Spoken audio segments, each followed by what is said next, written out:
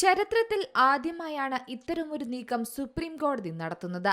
ജഡ്ജിമാരുടെ സ്വത്തുവിവരങ്ങൾ പുറത്തുവിട്ടിരിക്കുകയാണ് ഇപ്പോൾ സുപ്രീം കോടതി. നിലവിൽ 21 ജഡ്ജിമാരുടെ സ്വത്തുവിവരങ്ങളാണ് സുപ്രീം കോടതി വെബ്സൈറ്റിൽ പ്രസിദ്ധീകരിച്ചിരിക്കുന്നത്. ജനങ്ങളുടെ വിശ്വാസം ജുഡീഷ്യറിയിൽ കൂടുതൽ ശക്തിപ്പെടുത്താൻ ഉദ്ദേശിച്ചാണ് സ്വത്തുവിവരങ്ങൾ വെളിപ്പെടുത്തിയതെന്നാണ് സുപ്രീം കോടതി പറയുന്നത്. ഫുൾ കോർട്ട് യോഗത്തിനു ശേഷമാണ് സ്വത്തുവിവരങ്ങൾ പ്രസിദ്ധീകരിക്കുമെന്ന് പ്രഖ്യാപിച്ചത്.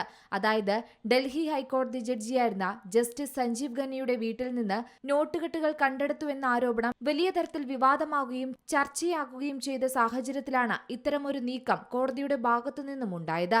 നേരത്തെ സുപ്രീം കോടതി ജഡ്ജിമാർ അവരുടെ സ്വത്തുവിവരങ്ങൾ ചീഫ് ജസ്റ്റിസിനെ അറിയിക്കുമായിരുന്നു. അതേസമയം അത്തരം വിവരങ്ങൾ പുറത്തുവിടാറില്ലായിരുന്നു. ഇതാദ്യമായാണ് ഇത്തരത്തിലൊരു നടപടി. മുതിർന്ന അഭിഭാഷകനായിരുന്ന KV വിശ്വനാഥനാണ് ജഡ്ജിമാരിൽ ഇപ്പോൾ റിപ്പോർട്ടുകൾ പുറത്തുവന്നതിന്റെ അടിസ്ഥാനത്തിൽ സമ്പന്നൻ. 120 കോടി രൂപയ്ക്ക് മുകളിലാണ് അദ്ദേഹത്തിന് നിക്ഷേപമുള്ളത്. 2010 മുതൽ 2015 വരെയുള്ള സാമ്പത്തിക വർഷങ്ങളിൽ നികുതി ഇനത്തിൽ സർക്കാരിലേക്ക് അടച്ചത് 91 കോടിക്ക് മുകളിലാണ്. ചീഫ് ജസ്റ്റിസ് സഞ്ജീവ് ഖന്നയ്ക്ക് 1.5 കോടിയുടെ നിക്ഷേപമാണുള്ളത്. ജസ്റ്റിസ് വിനോദ് ചന്ദ്രന് മ്യൂച്വൽ ഫണ്ടിൽ 8 ലക്ഷം നിക്ഷേപവും 6 ഏക്കർ ഭൂമിയും ഉൾപ്പെടുന്നുണ്ട്.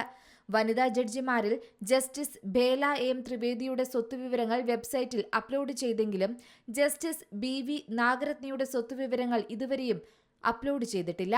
ജസ്റ്റിസുമാരായ JK Maheshwari, Dipankar Datta, Ahsanuddin Amanullah, Manoj Mishra, Aravind Kumar, PK Mishra, SC Sharma, Prasanna Balachandra Varale, A Kodeeswaran Singh, R Mahadevan തുടങ്ങിയവരുടെ സ്വത്തുവിവരങ്ങളും അപ്ലോഡ് ചെയ്തിട്ടില്ല.